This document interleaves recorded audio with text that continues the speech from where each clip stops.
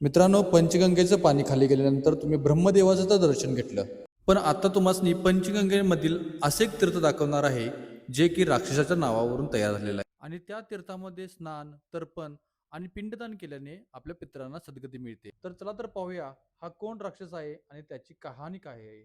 करवीर महात्म्यानुसार कोल्हासुराचा पुत्र विशालसूर हा अत्यंत पराक्रमी योद्धा होता. त्याने भगवान विष्णूंचे युद्ध केलं. युद्धात पराभव निश्चित झाल्यावर विशालसुराने भगवान विष्णूंना एक विनंती केली. माझ्या नावाने हे स्थळ ओळखले जावे आणि इथे येणाऱ्या भक्तांना पुण्य व मोक्ष प्राप्ती हो.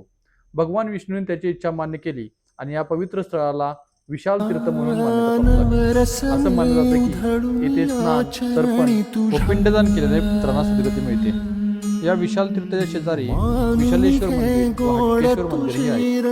हे विशाल तीर्थ तुम्हाला कोल्हापूर पासून अवघ्या 5 ते 6 किलोमीटर अंतरावर असलेल्या शिंगणापूर गावामध्ये पंचगंगा नदीपात्रात पाहायला मिळेल.